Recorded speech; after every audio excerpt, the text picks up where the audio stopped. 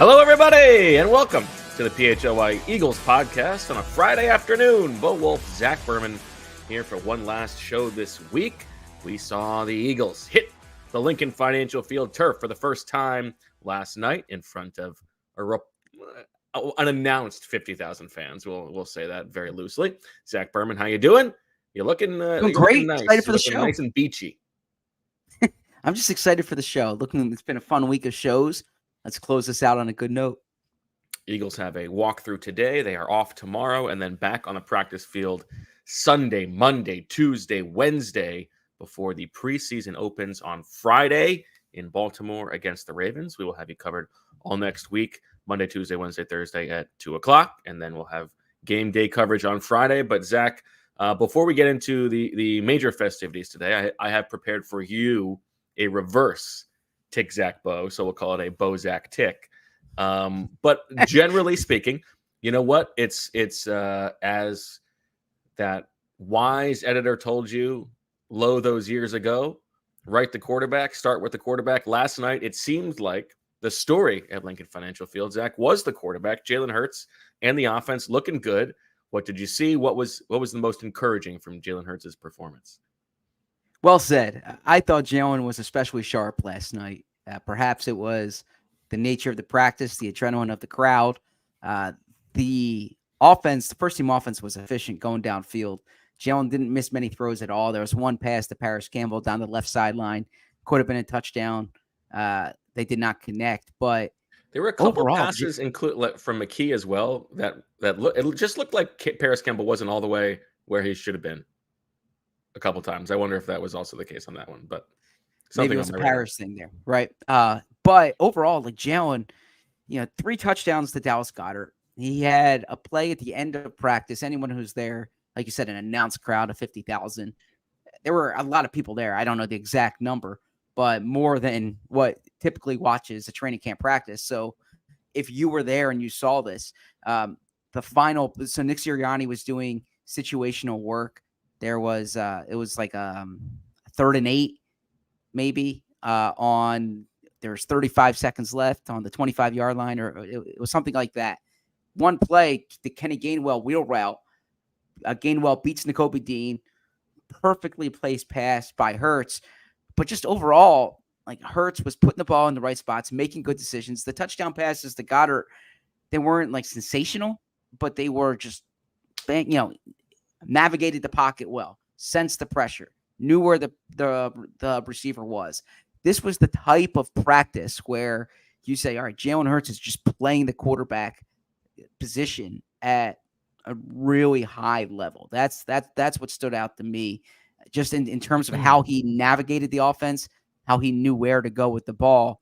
As we wrote in our practice observations, I think the 3 touchdowns to Dallas Goedert are noteworthy because Goedert has not been really a high touchdown producer for Never someone. had more than 5 in a season. Yeah, with his skill set, 6 in the past 2 years playing with Jalen Hurts.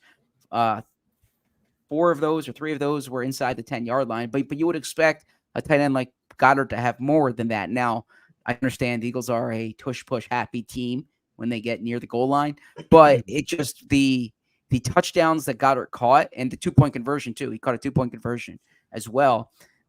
They were the types of plays that it was like schemed up well. He was in the right spot, and it just makes you think maybe they're going to utilize Goedert in a better way near the goal line this season. Yeah, I think big picture, this was the most explosive the offense has looked since probably maybe the first day of training camp, right? And for it to be in pads and the second day in pads, I think is notable. Nice to see some downfield completions from Jalen Hurts to A.J. Brown and the like. And yeah, like after the defense mostly won the day when they were in pads last, it was nice to see the offense bounce back. You wonder if they had some stuff, specially schemed up for the stadium and for the defense, just to send a little message across Vic Fangio's bow. Well, on that note, I was remarking on Anthony's show today, how Nick Sirianni does not approach these public practices the way Doug Peterson did. Doug Peterson, I don't want to say he did it through gritted teeth. That would be a false characterization. But those practices, the public practices under Doug were especially light, right? They did not show much. They did not practice long. It's like, all right, we're here. It's going to be almost like a glorified walkthrough. Nick had, it might have been the longest practice of the Sirianni era. They went over 2 hours last night. Seriously. Yeah. I mean, there was time, it was 8:30 and we all thought they were wrapping it up. And they sent the twos back, they sent the twos back on the field. They had live contact drills yesterday. I was very surprised. Yeah, I told you I expected it to be a relatively light practice because they had a soccer game there the night before. I think the organization still in the back of their mind feels the ghost of Stuart Bradley at flight night, right? All those over a decade ago now. And so, yeah, I was surprised. So Nick, now we can debate whether he was good he's been good in these situations, but he's like obsessed from his characterization with situational football. And I bring that up because he views this is, I saw the look. I know what you're saying that they no, I agree. We've talked about this before. Just sure. because he's obsessed with it doesn't mean he's good at it. Doesn't mean he's good at it. He does. I agree. He does Yeah. So I think he viewed last night, and he even said this to an extent. He viewed last night as like a situation to work on. And what I mean by that is they literally went through the pregame practice routine. Right. They don't do that before a training camp practice, but he's like, we're in the stadium. So they're going to like practice their practice routine. He wanted the coaches to work on the communication that they would have. Yeah, of course. Remember last summer? Yes, exactly. Howie Roseman comes running over. Sean. I mean, now that was an omen of foreshadow. Yeah, that was sure. That was real. So Nick, I do think Nick views the practices at the LINC as like advantageous, something that, and now there's only one of them, but someone remarked to me because for those who, well, obviously those aren't watching the practice with us, we're in the press box for most of the practice, right? So it's almost like a game type setting. And so one of the reporters says, Zach, have you ever remembered Nick having a 2-hour practice? And I said, I have to think back to 2021. I don't know but about 2021, but certainly not 2022 and 2023. Like they were going at it. My wife and son were at the game. Oh, I'm sorry, at the practice. And I told them, it's gonna be like 90 minutes. And they had to go home, right? I mean, they were with other kids, the kids had to get back for bedtimes or whatever. Like beat the traffic. I gave them false information saying 90 minutes. Yeah. Well, speaking of false information, people in the chat are sort of poking fun at the 50,000. I will share this story. I think I've shared before. I remember being when I worked for the team, being at a preseason, it was like a Manchester United game at the stadium. That this would have been over a decade ago, and being in the room when they just made up the number. Oh, right. Like they had like the ticketed gate, and they were like, "Let's say this." I mean, they just make it up. Like there is, although they didn't even give a specific number. They just said, what did they say? Approaching 50,000 or something like that. They said nearly 50,000. So nearly might be doing work there. It is. Look, the least trustworthy. Although that was just one time, but it did not feel out of the ordinary. I need to say, I would, if I were in that situation, I would say like 46,383. Like I would pick a number. That's what it was. They made up a specific number. They made, okay. Yeah. Oh yeah. It was like, let's say, okay. You see, that's the way to do it. That's the appropriate way to do it. Right. But I can't say anecdotally walking through the concourse. Now, admittedly, I don't walk through the concourse for most games, but walking through the concourse, it was crowded. Like there were a lot of people there for sure. I mean, it was definitely more juice than they've had for any practice thus far. No doubt about that. I have a hard time determining. I mean, even if it was half of what they said it was, 25,000 for a practice is pretty nuts. I wish they had more, for the sake of the fans. I understand that a Lincoln Financial Field is a busy place. Like we said, it was a soccer game. This past week, there's concert coming up, like you mentioned. So and these things take prep work, whether it's the field, whether it's a stage. So I get that it's not as if you have a blank slate. I also think one thing that they factor in is the parking lot situation, right? You don't want to have it the night that the Phillies are playing. Last night was an off night for the Phillies. So I get it, but I do wish for the fans there was more than one opportunity to see them play. And we talked about this during schedule release. The Eagles are only at the stadium. I was talking to one of the security guards about this. They're only at the stadium 2 times now before Michael Dunn and comes on October 13th, right? Like there's the third game of the preseason. Good news for Marissa. And then there's the third game of the preseason against Minnesota. And then there's week 2 again. Then there's the week 2 game against Atlanta. But otherwise, this is like they're on the road. So the team did announce, by the way, that there's going to be a viewing party at the LINC for the Brazil game in week 1. So another opportunity for people to go to the stadium. Sure. Zach, would you like to know the categories for the rubric of Bozak Tick? Now, the specifics of practice, the more exhaustive notes are on allphly.com now. You can check those out if you want all of that. We're going to sprinkle in some of the things that are important there in this episode. Zach, I have vertically offense, defense, and other. And then on the other side, I've got berm count, love Zach, and the franchise. Okay. The franchise, of course, an ode to the franchise Philadelphia Eagles, a curated history of the Eagles coming out wherever books are sold on September 24th. Thank you for that plug. It's appreciated when you do it, because I imagine it's probably bothersome to the audience when I keep doing it. Not at all. Let's go with do I have to say berm count? You do. All right, let's go with berm offense. Berm count offense. Okay, this is a good place to start because it's nitty-gritty from last night. 3, and correct me if I'm wrong if there are more, but 3 interesting moving parts, depth chart wise, on offense last night that I want you to tell me your thoughts on, and maybe which one you think is the most notable. So without Landon Dickerson, Brett Toth got the first shot at left guard, a bit of a surprise, and then later in practice, Trevor Keegan took the reps with the ones. That's one of them. CJ Uzama working in with the ones as the number 2 tight end in place of Grant Calcaterra yesterday. That's number 2. And then number 3, Johnny Wilson, the 6th round wide receiver who got a little bit of gas from Jalen Hurts and Nick Sirianni before practice. Substitutes in the red zone, gets a corner fade from Jalen Hurts with Keely Ringo in coverage, does not haul it in, but, notable that he goes in and he stayed in the red zone and worked a little bit with the ones throughout the rest of practice. Which of those 3 do you find the most interesting moving forward? Well, I find the most consequential to be Johnny Wilson. I agree. And the reason I say that is I do think Johnny Wilson has a chance to factor into the number 3 receiver spot. I asked Nick Sirianni before practice, based on kind of Britton Covey's question about how the number 3 receiver here isn't ball-centric and you're kind of looking for a player who fits there between AJ and Devontae, or with AJ and Devontae, I should say.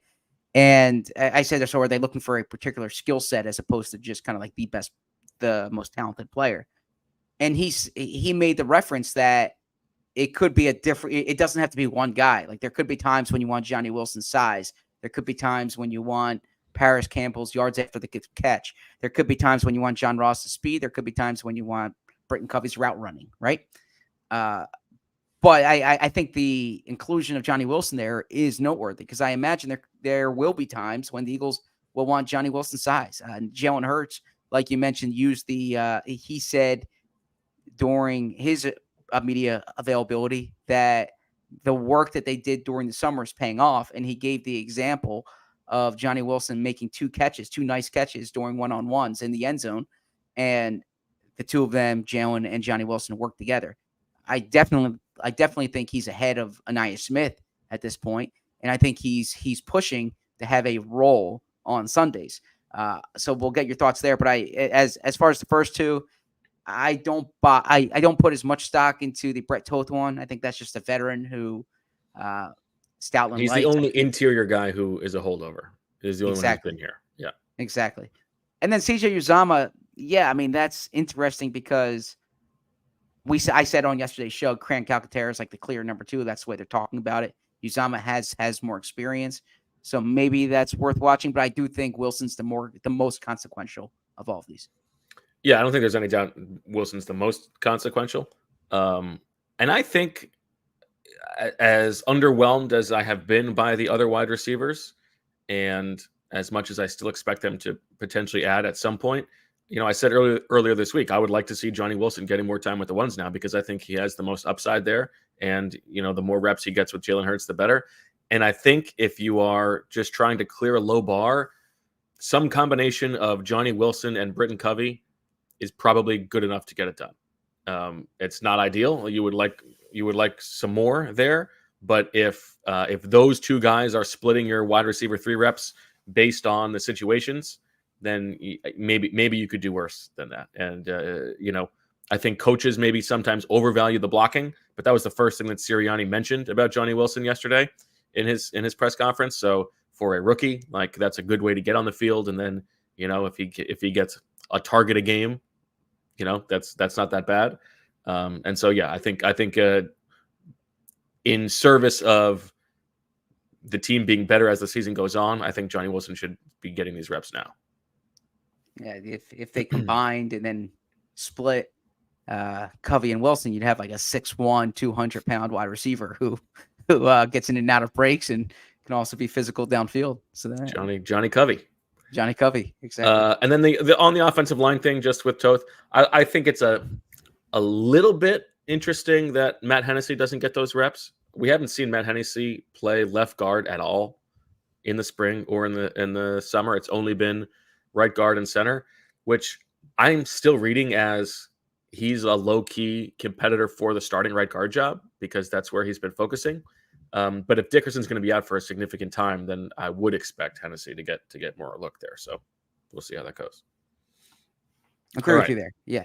Over to you to pick the next one. And I will say, Zach, very Eagles heavy. Even the other category, 2 of the 3 are Eagles questions. There's only one non-Eagles question here today. I appreciate this. I feel like I'm on your good side today. Be getting that football show.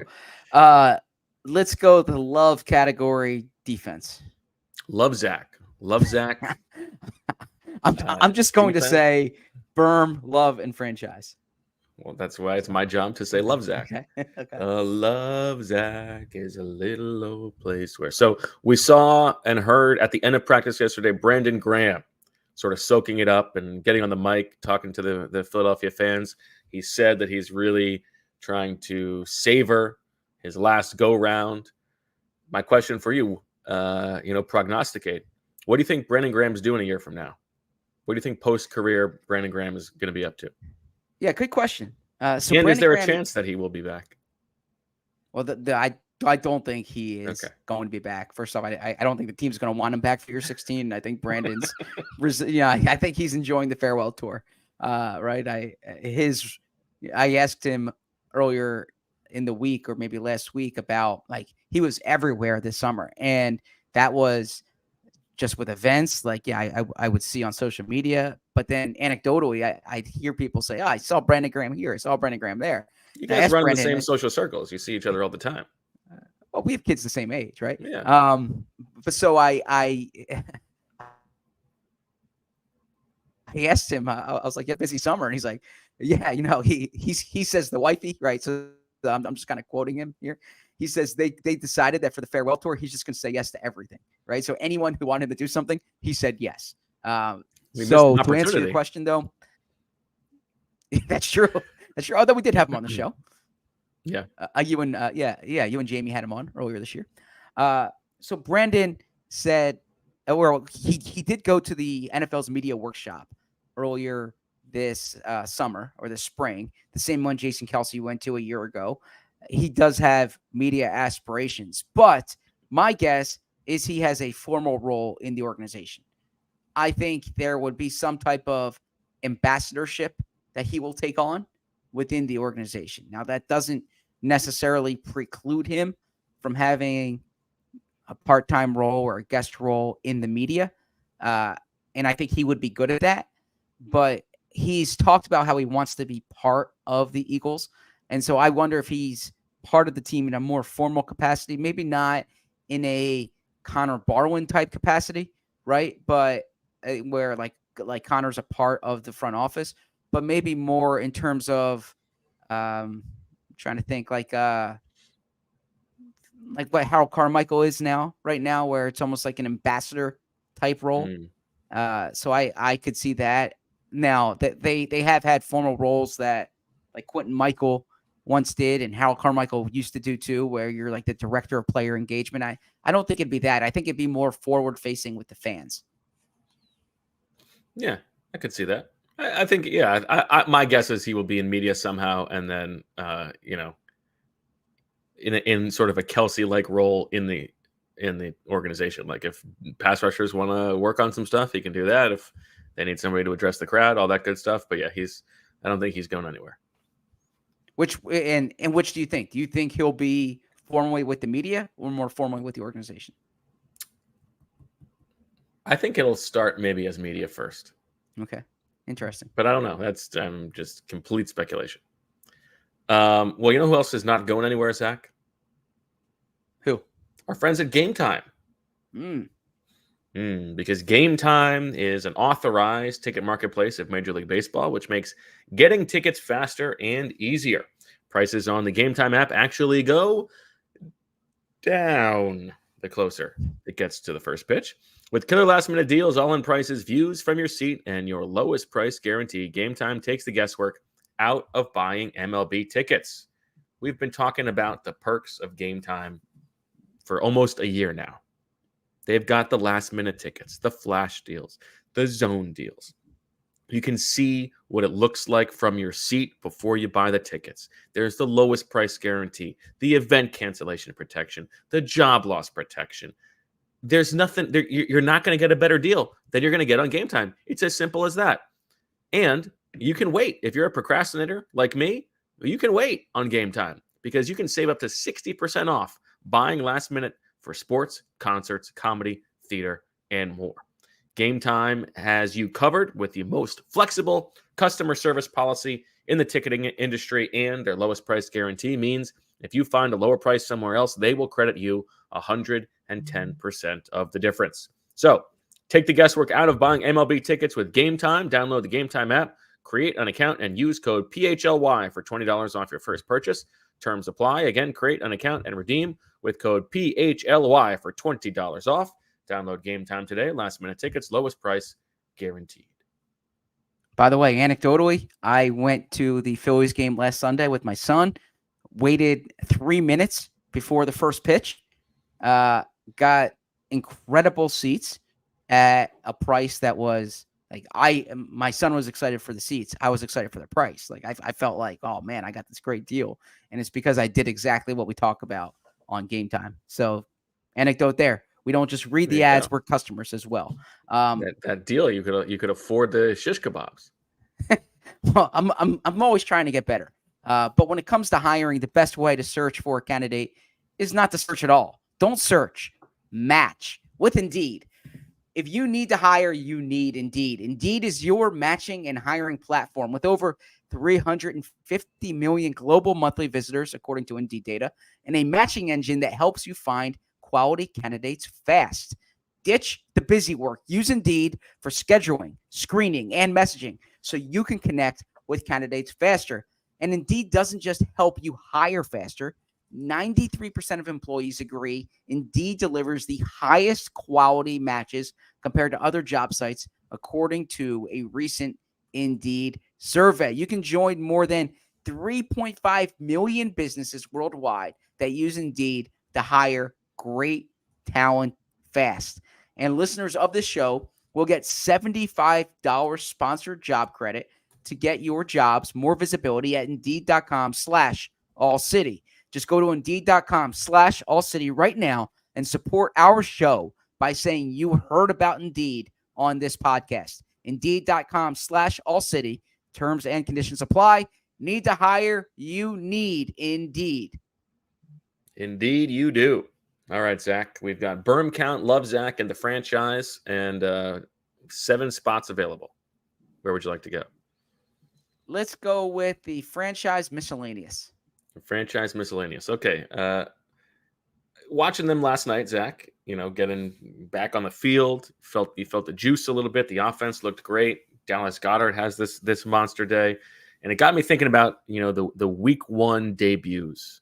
Okay, so in 2017, you had the defensive line overrunning Kirk Cousins and Washington, and setting them up for the season to come. 2022, AJ Brown has that monster game.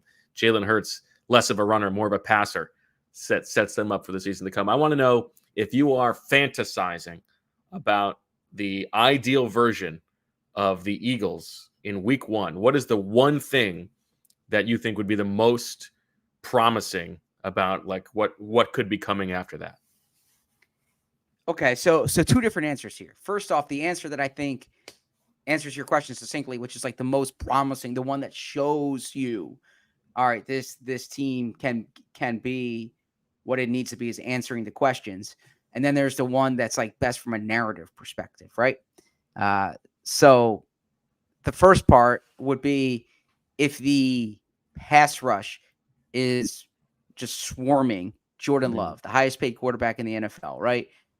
Like in Philly, this game's a big deal. The Eagles in Brazil, it's exciting. Nationally in the NFL, like the Packers are a big story here. Jordan Love is one of the faces of the league right now. I mean, I don't mean to make everything about money, but like with that contract, he's the face of the game more so. Talk about a love Zach. More so than Jalen. Like this is what Jalen Hurts was a year ago going into the game. Now that's what Jordan Love is going into this game. So if Jordan Love looks overmatched by Bryce Huff coming around the edge, Jalen Carter just being a force in the middle, I think that's what portends like that sends the best message about the Eagles this season, because I do think the biggest question about the Eagles going into the year is their pass rush.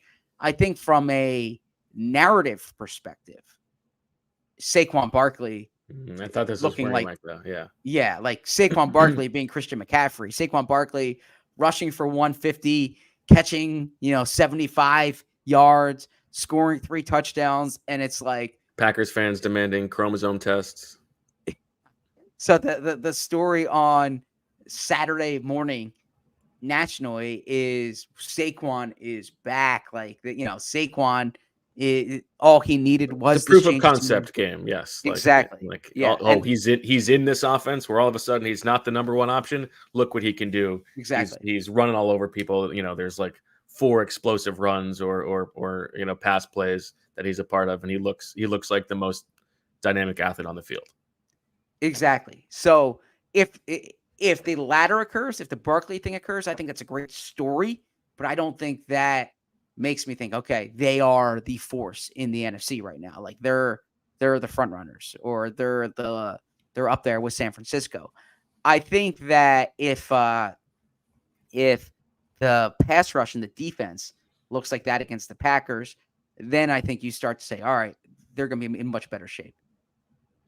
Yeah, I think there's a lot of ways you could go here. Like, you could go back to AJ Brown. You could say if, obviously the quarterback is the most important thing. So if Jalen Hurts is diagnosing things and getting the ball out quickly, and they've got explosive plays, and he looks dynamic a couple times in the open field, that's probably the best thing. If the secondary is confusing Jordan Love and looks like Vic Fangio's got his fastball back, like that's a nice thing. But I think you landed on the right places here.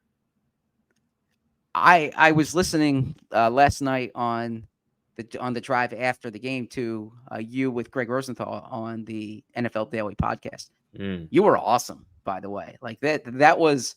You said you were going to get material from him. What was the? Yeah, I gotta say, I did have material. I thought like that was an A+ go performance. I mean I want it was like you want more of that. Yeah, well, not like the A+, but like you were delivering the jokes, but it wasn't like they were coming at like Greg's expense. They were my show.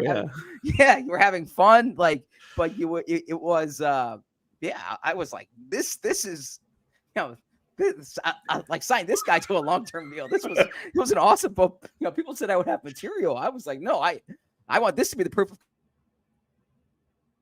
concept. But no, I bring this up because he was talking about how he views the Eagles as this like legit Super Bowl contender. And I think Greg's awesome. And he was saying he doesn't know if they're getting that same type of buzz.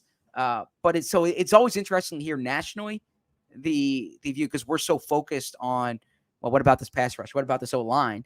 And I think big picture nationally, I think he framed it well. They have so many names on this team, and like so much that you look at and you say, oh, that looks really good. That looks really good. And we can focus on the warts, but in 32 camps right now, there are warts, right? And so you say, all right, what's the high water mark?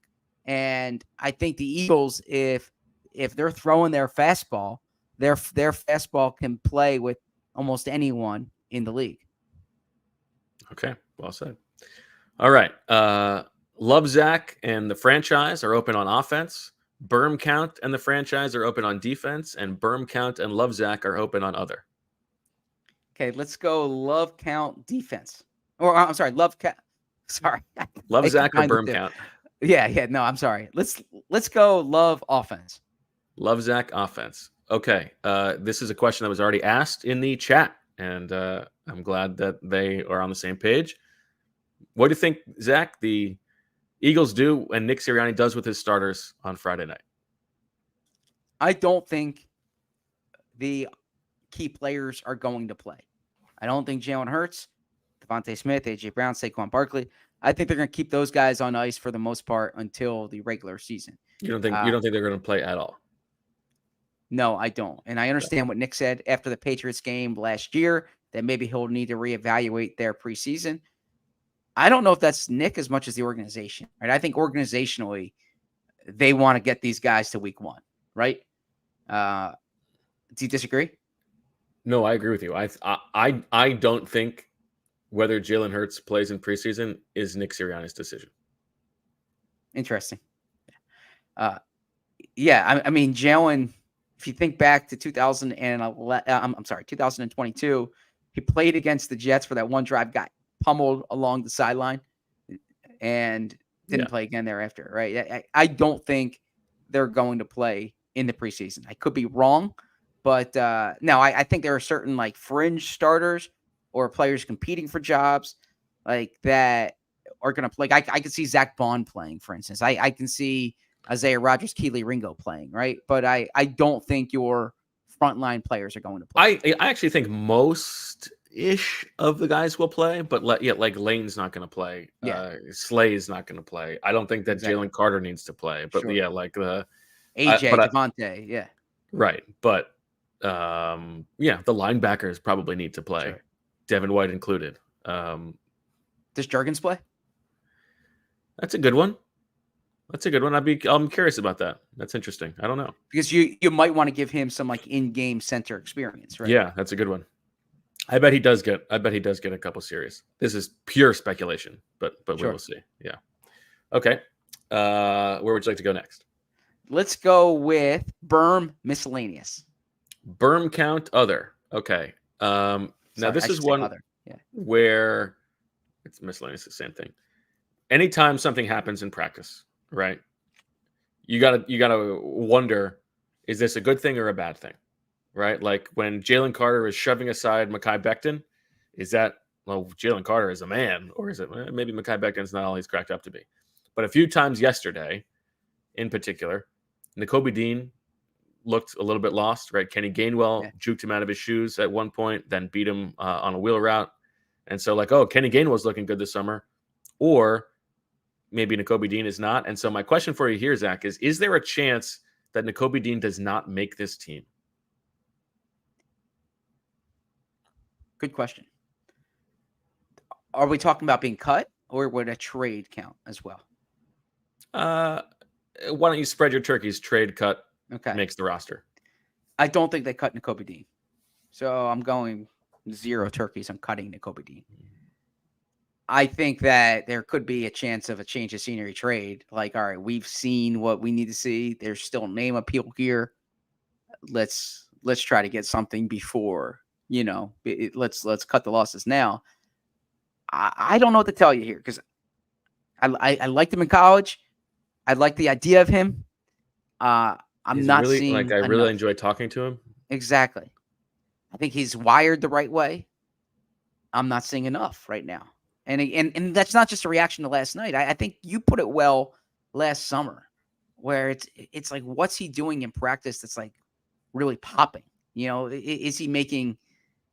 Are there like splash plays that he's making? And I remember saying, well, part of like the appeal of Nakobe Dean is like he's in the right place at the right time. That kind of, he's really smart, and I get that. But yeah, I'm not seeing enough so far. Let's watch the preseason, have a better idea, I suppose. Yeah, he made that. I mean, he made that forced fumble. Was it in the preseason last year near the goal line? Mm-hmm. Like, that was a nice play. But like the most positive stuff you usually see from Nakobe Dean on the practice field is like hearing his voice, exactly. gassing up the defense, stuff like that. Like he's not making a ton of plays, and he's giving up big plays in addition to not making plays. And so, yeah, I mean, I'll go one turkey on he gets cut, because I do think that if they're going to cut him, they probably could get a 7th round pick back for him from somebody come cut down day. But I think his chances of being a day one starter are dwindling significantly. Do you think they could enter?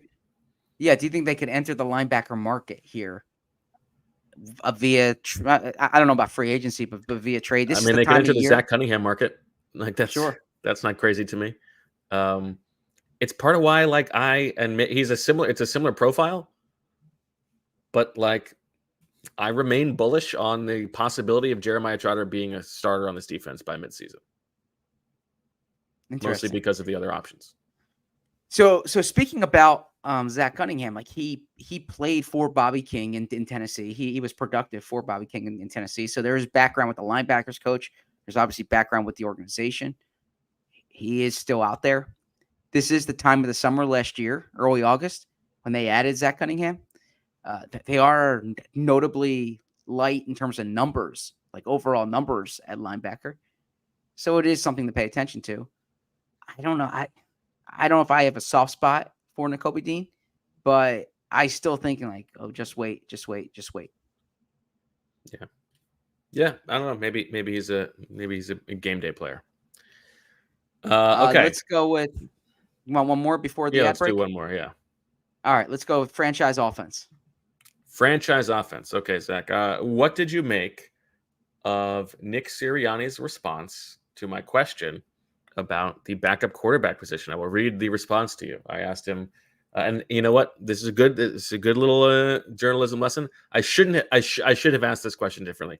I said, what have you seen from the other quarterbacks, and is it realistic for Tanner McKee to push for the number 2 job? I shouldn't have asked the first part. I should have just gone right to, is it realistic for Tanner McKee to push for the number 2 job? Because he would have given the same stuff anyway, but he then doesn't answer that question. But I think you can read a little bit into what he says here. He says, I'm really pleased with them as well. It's nice to see Will get some reps. I know that got under your skin. He says, I've seen his anticipation. Tanner has done a nice job as far as running the offense when he's been able to go. Not quite as many reps as Kenny, but he's been delivering the football with accuracy and anticipation.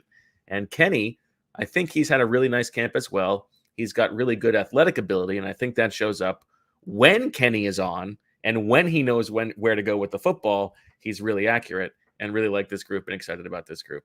Looking forward to seeing them tonight. I think that's a very honest answer. Yeah, I agree. Very honest answer. I appreciate that from Nick. I don't think we've seen enough from Pickett as we've documented. I don't know if Nick has seen enough from Pickett either. I think this is one of those where they kind of go based on what they've seen on film to a certain extent in the past. But preseason is going to be a great indicator. I still don't see a scenario where Tanner McKee is the clear number 2. And by clear number 2, I mean he's dressed on game day, right? But I'm not ruling out the scenario you outlined, which is if Jalen were to miss any notable period of time, maybe that they turned away Tanner McKee.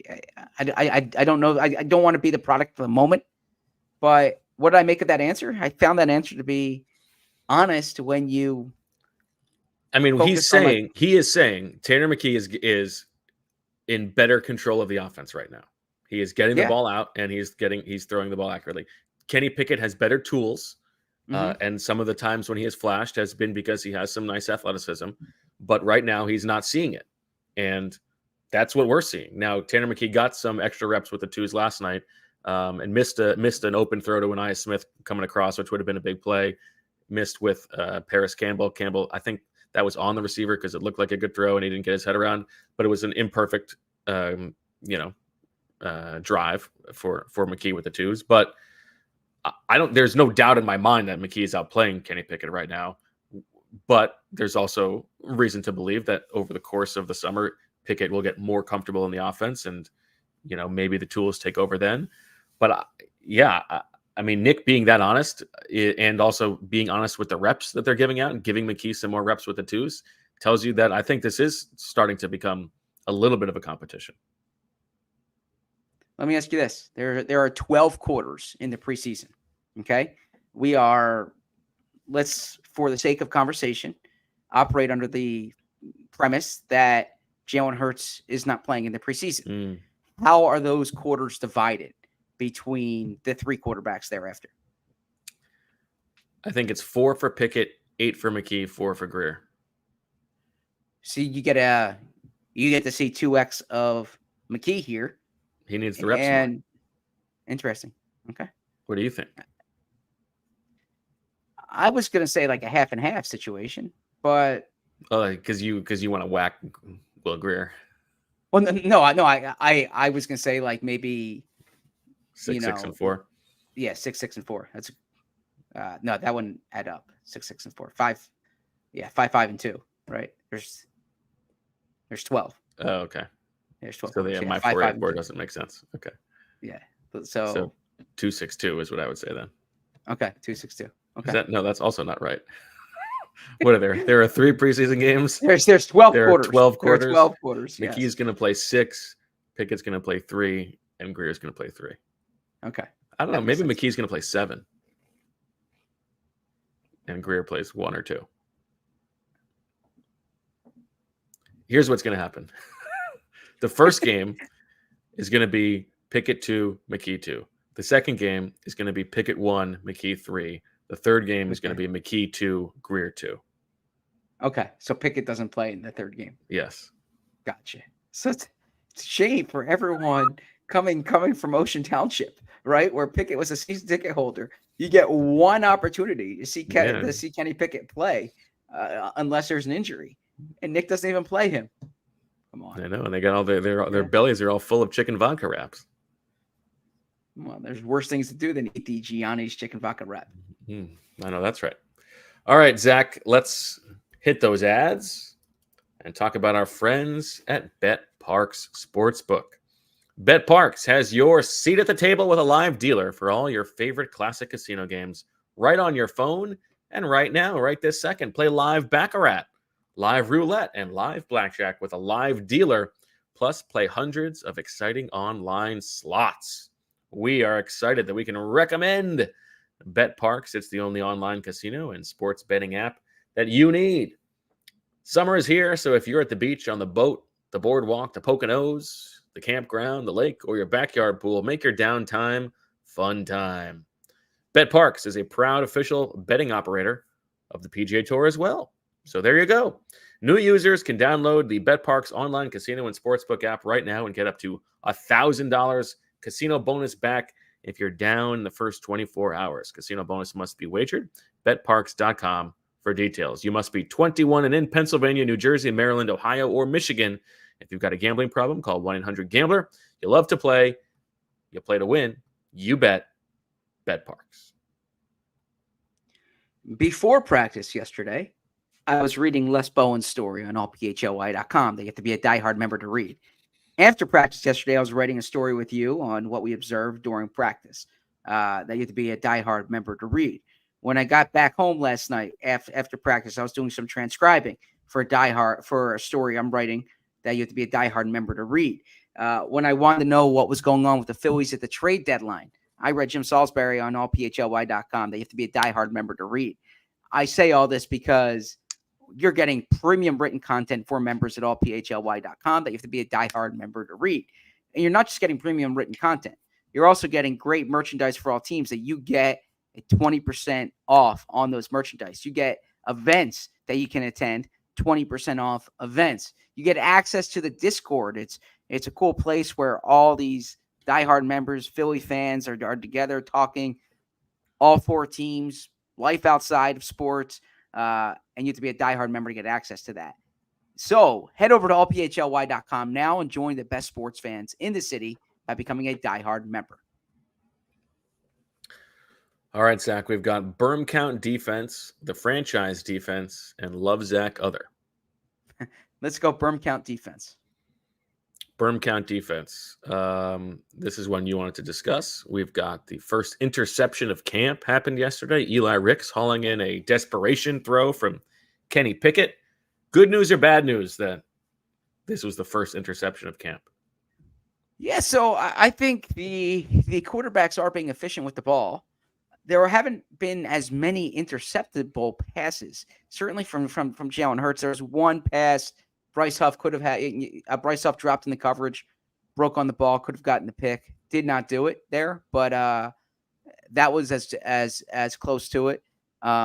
Pickett hasn't been totally accurate this summer, but it's not as if there have been these near picks. I checked with our friend Elliot Shore-Parks, who tracks every pass during training camp, what it was during 6 practices last year. So I'm giving Elliot credit here. He had Jalen Hurts through 6 practices, had 1 interception. Marcus Mariota had 3 interceptions. And then McKee had 1 last year in those 6 practices. This year, there's only 1, like you mentioned, the Eli Ricks one.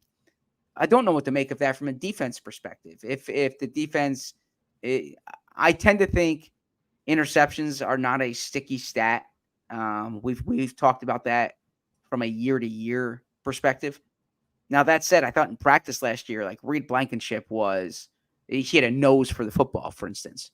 There were more there were more deflected passes.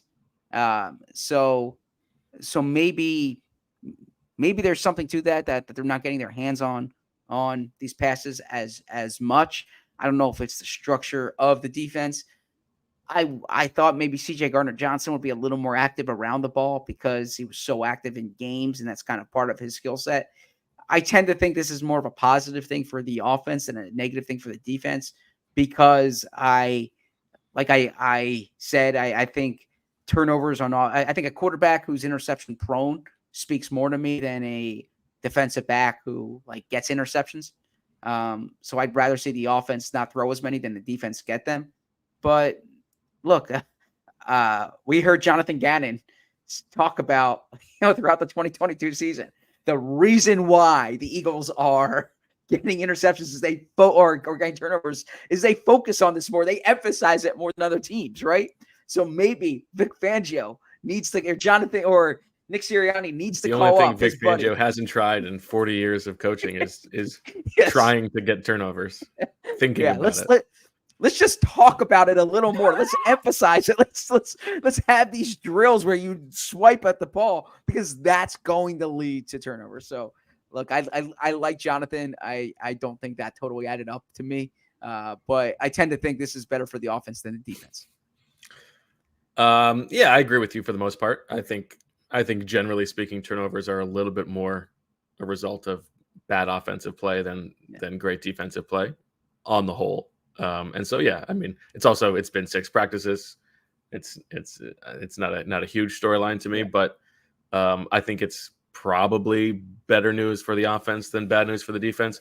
I also think there's a case to be made, and I think Seth Wickersham was tweeting about this today about quarterbacks throwing interceptions in practice. Like sometimes you got to try stuff. Like sure, that's how you find out where what you can do and what you can't do within the scheme and within the play design of stuff, right, against certain defenses. So it wouldn't be a big deal to me if Jalen Hurts had thrown 3 interceptions as long as he was also creating big plays and looking sharp and getting the ball out on time. I think it's okay. As you said, I don't want to say curious about this, but I just want to float this out here, and I don't know the answer to it. So I saw how I saw Kevin Clark had something where he said like, aggregators of training camp are like making football fans dumber, right? Or something like that. Training camp coverage has accelerated to a point that it never was before. We talked about quarterback stats, but this happens in a lot of markets, quarterback stats. And you hear how in NBA games now, like some players are reluctant to put up the heave at the end of a quarter, or they wait until after the buzzer because like you put it up, but it doesn't count in your stats. You make the mention how Seth Wickersham said that sometimes it's good to throw interceptions, but do you think there are some quarterbacks in practice? I'm sorry, in practice, because you're working on things, but because everything in practice is now being recorded, do you think there's any quarterback who's maybe too online who's like, I don't want to have this interception all over social media? I don't think so. I mean, maybe, but I don't think I think that would be silly.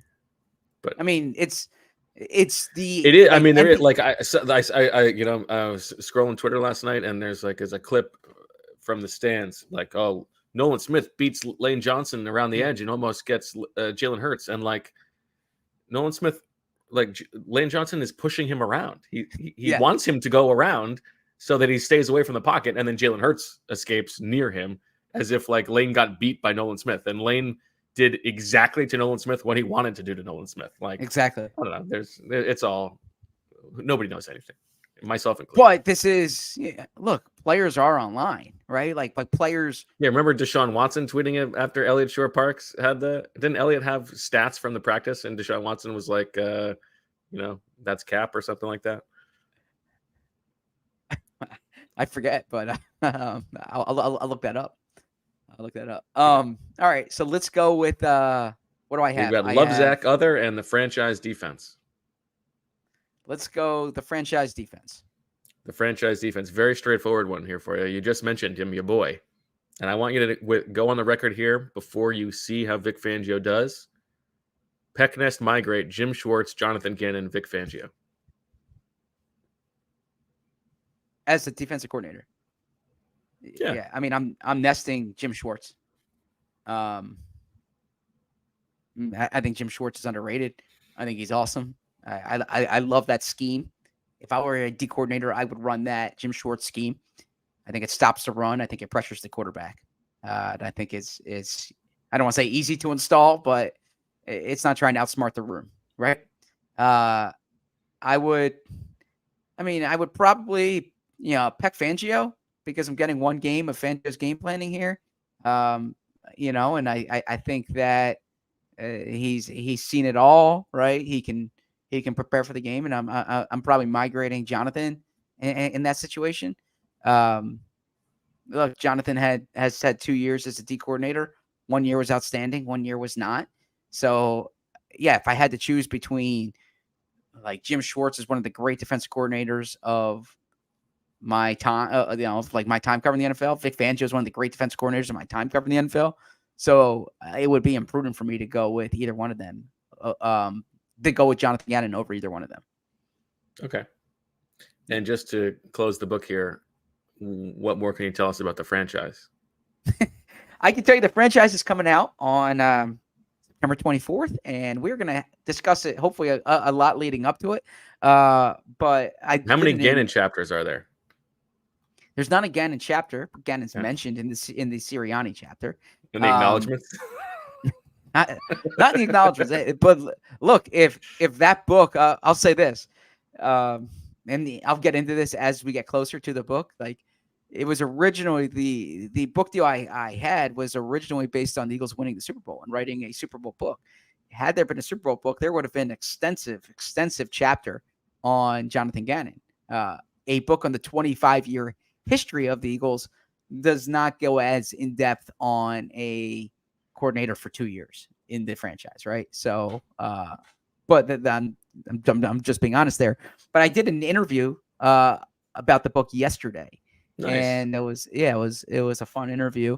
It got me thinking about some of the topics of the book, some of the the talking points for the book. I talked about you in the interview, and Yeah, in a very where was the complimentary interview? way. I believe it was with South Philly Review. And yeah, it was a fun. Was this like a radio interview or just this is like No, for a story? it's for a print. Yeah, it's for a print story Nice. that is coming out. I will share it when it comes out. I don't want to speak for the writer here, but I bring this up because yeah, it's like you're gonna be on full court press here pretty soon, right? Yeah, and so it's weird for me because I try not to like overplay my hand on certain things, right? And you also don't want to be like the movie trailer that gives away all the good scenes in the trailer, and then someone watches the but it's movie. a book. Yeah, once they buy that book, you're good. Yeah, but you don't want just people to buy it. You want people to read it, So in any event, don't focus on buying the book. Focus on reading the book. Focus on reading the book. Yeah. Although, please buy the book. So no, I do need to kind of refine my talking points because what you realize too is when I'll have these like radio hits or TV hits and whatnot, and I love doing that. But you might get like one or two questions about the book, and then they want to transition to the Eagles the same way. Yeah. If we're having an author on, you knock out the book question, then you do the other stuff. So I need to make sure that like I have my elevator pitch ready, and that first question I'm firing, and I know exactly what it is because you can't circle back to it once they get into what are you excited about for the season this year. You can't be like, well, as was in the like third chapter of the book here, you've already moved on there. So I need to make sure that I hit on that. WD KO5 asks an important question for the Sickos. Mm-hmm. He says he wants to buy the franchise. Where is the place he can buy it that you get the best cut? It's an important question. Yeah. If you buy directly from me, I mean, I suppose that's so. But no, otherwise, standing on the corners. Look, if I'm gonna have this website set up that if you reach out to me, I can send you a book directly. Okay. I'm working on that part of it, but no, I appreciate the sentiment. It's available wherever books get sold. There's a part of me that says like, support your local bookstore. I love going to a bookstore, that kind of thing. But honestly, I'm grateful for you to buy a book wherever. If you buy it directly here's an answer that I should give. They'll be happy with. If you go to Triumph Publishing's website and you buy directly from Triumph Publishing, I think that's probably the best way for the publisher. But if you want a signed copy from me, I can send it directly to you. There'll be an all-in price for the book, the shipping, and I will have that set up on a website, hopefully in the next by the start of the season for sure. Okay. MFHC, yes, I if called, I will serve to narrate the audiobook. Narrate the audiobook. I'll tell you what, if the performance is as good as it was on Around the NFL, then definitely, or I'm sorry, on the NFL Daily, because you were awesome. Like, I can't emphasize that enough. You were awesome on that. Can I give you one practice interview for your book rounds? Why don't we do let's make this a weekly thing, like a practice 15-minute interview. Okay. All right, Zach. So you did all this work looking into the last 25 years of the Eagles. What would you say Jeffrey Lurie thinks is the most pivotal decision that he's made over the past 25 years? Well, Bo, I need to tell you, the thing that I learned throughout the book is some of the decisions that they made in 1999 really set the foundation for decisions that they made in 2013 and 2017 and 2020, right? But I think the most pivotal decision, certainly Jeffrey Lurie would probably tell you this as well, and I spoke to him extensively for this book, was the hiring of Andy Reid in 1999. And in part because that was not a popular hiring at the time. And I know Jeffrey takes particular pride in his in identifying coaches and not following maybe what the consensus is or what the populace view is as he would frame it. And at the time, hiring a quarterbacks coach who had not called plays, who had not been a coordinator, was certainly not the popular way to go. But it did set the foundation for the franchise, and they had a partnership that I really get into in the book. There's a chapter on Andy Reid, but it's also worth noting there's a chapter on Donovan McNabb in there and you really get a sense, like you see the conviction that Andy Reid had about Donovan McNabb and what that taught Jeffrey Lurie. There's a chapter on Joe Banner in there, and you see the way that they work together in terms of implementing a lot of the salary cap strategy that the Eagles still use today. There's a chapter on Howie Roseman in there that you can really learn, like how some of those early years when Andy identified Howie and some of the things he worked with Howie on, and then the post Andy era, Howie's work there. So I would say the biggest part of it was the identification of Andy Reid. And for all our listeners, make sure that you are liking and subscribing the video and all that good stuff. Become a diehard. Zach, what's last question? What surprised you as you went through this process? What did you learn that you didn't expect? What I learned wait, should I give that nugget now, or should I wait until we get closer to the book? That's what I'm saying. Let's I'm gonna hold the answer to that question for you and me talking as we get closer to the book here. But there's some our good fake nuggets. Listeners have been shafted. Yeah, there are some good nuggets in this book that I didn't know before, and that no one's known because it came with the preface of I've never told anyone this before. I also need to make sure to mention this, and I see Shay said it in the chat, and it's absolutely the truth. I am so honored that Malcolm Jenkins wrote the foreword for this book, and it is awesome. So what I'm so grateful for is Malcolm's words and Malcolm's perspective. And I talked to Malcolm for this book too, right? And so I'm really happy with the Malcolm chapter as well, because, like I said, I think Malcolm's one of the great leaders and great players of this period. Who's the most underrated Eagle of the past 25 years? Oh, the most underrated Eagle of the past 25 years. That's a great question. Wow, that is a great question. I would say Trent Cole is probably the most underrated Eagle of the last 25 years. And Trent Cole does not have a chapter in this book, unfortunately. But Trent Cole, in my opinion, is the most underrated Eagle of the last 25 years. Well, the book is The Franchise, Philadelphia Eagles, A Curated History of the Eagles, available September 24th, wherever books are sold. And keep an eye out for Mr. Berman on the sidewalk, because that's the best mark that he's going to get. Thank you for that, Bo. We got one more here, right? We do. This is the only non-Eagles question. You've saved it for the end. Love Zach Other. Love Zach Other. We've been really enjoying the Olympics at the Wulf House. Casey's been getting pretty into it, but I know the other day when we were talking about the Olympics, Zach, there was something that you wanted to bring up, but then chose not to bring up. And I now have to follow up on it, because what you were going to reference was the story that gets written every Olympic cycle, and it was written on The Athletic today. I know you read it. What is the HZ opinion on all the condoms, all the sex that they're having in the Olympic Village? Well, first off, there's no HZ opinion here. Yeah, it's a story that I read every Olympic cycle.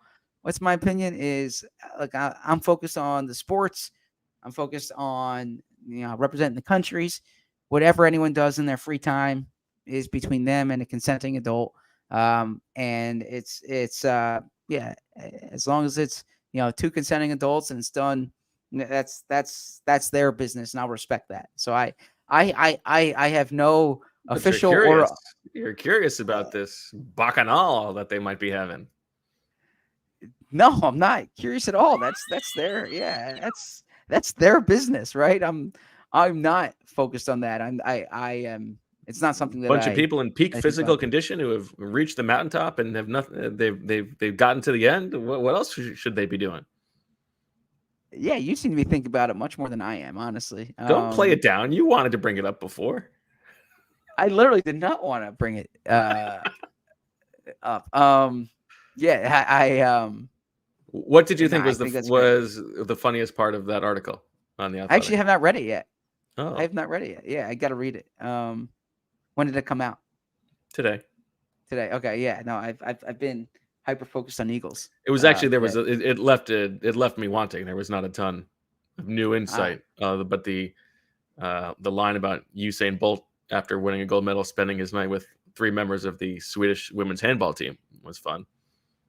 Oh, very nice. Okay, good for you saying, and the Swedish handball team, right? Good for them. Yeah, no, yes, the thing that always stuck out to me was the pure volume of because it always has like that number, and I think it really illuminates the amount of athletes that there are. That's what it is. That's what's so interesting. Yes, just the volume of the athletes. Yeah, the volume. Very funny that they had to define dental dam in the lead to that story, but I thought that was kind of funny. I'll defer to you and all this stuff. You are not. One thing that I've learned doing this show, it's part of that. I don't even want to call it a manifesto. It's just an objective. It's objectives that I have. Is that I control what comes out of my mouth. Okay, and that that you can lead me to the river, but I don't need to drink it. Okay, so I love doing a show with you. We're going into year 6 doing a show together. And I'll say that it's taken me 5 years to learn this, but I always tell media relations people when I speak to them that you can't control the questions, but you can't control the answers, right? The athletes, that is, right? So you can't blame the reporter for the answer. It's the athlete giving the answer, right? So you can lead me to the water, but I don't have to drink it. And so I am not going to engage in that. If you could set up a consummation between athletes from 2 different sports, what would you choose? It's not something I put much thought into, and I don't have an informed opinion on it. Just as long as they're 2 consenting adults, that let them have the fun that they'll have. All right. Year 6, we promise more sex talk on the show this year. No, I will not promise chat. A big money bag super chat. So we got to give Daniel his money's worth here. On defense, who do you think will be the starters and most used rotational pieces and formation we use most often? I love this. That's a great question. On defense, who do you think will be the starters? I think his second question is, which athletes do you think are best at sex? No, so I would imagine a 5-1-5 front is what we see the most. Really? Yeah, look, because you think one linebacker on the field is what we will see the most often? No, actually, good question. So, all right, so then a 4-2-5, right, with 2 guys standing. I don't know, because I tend to think that. Yeah, good question. I don't know. What's your answer here? Because if you're having your best players on the field and you feel that you can get, good bracket coverage in the back, right? Prevent the deep ball. I'm still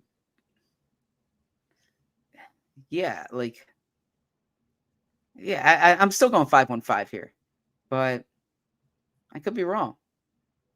We haven't seen as much 5-1-5 in practice, though. No, we haven't seen that a lot. Yeah. So then, based on that, probably actually in practice, what we're seeing more of than I expected is like 3 linebackers on the field. Yeah, but that I do not think we will see exactly that often. I mean, I think the numbers would probably bear out that nickel is what they will be in most often, even if their base downs are 5-2 or 5-1-5. But I think the most often we will see is Sweat and Huff, Jalen Carter and Milton Williams, not Jordan Davis. Devin White and Zach Bond, I guess, right now, which is not ideal. And then right now, I guess over the course of the season is different than week 1. Over the course of the season, I would guess that what we will see most often is Gardner Johnson, Blankenship, Slay, Ringo, Quinion Mitchell, I guess. Not DeJean, but I don't know. Yeah. Could be Quinion Mitchell, DeJean. Could be Rogers and Quinion Mitchell. I don't know. She's not Dean. Yeah, I don't think it's going to be Dean. Not Dean. All right. Fun show today. I enjoyed this one. Trying to give you a little something. Yeah, I enjoyed this. This was good. Good combination. Football talk and some fun talk otherwise. Just one. Some, not all. Yeah. Okay. That'll do it for this episode of the PHLY Eagles podcast. Thanks to everybody for joining all week. We will be back next week, once again, 2 o'clock every day. Eagles practicing Sunday, Monday, Tuesday, Wednesday. We'll have your practice reports on allphly.com. Go be a diehard, like the video, all that good stuff. Thank you to Tyler for stepping in on the back end today. For all of us here at PHLY, we thank you for watching. Have a wonderful weekend. Talk to you on Monday. And as always, we love you.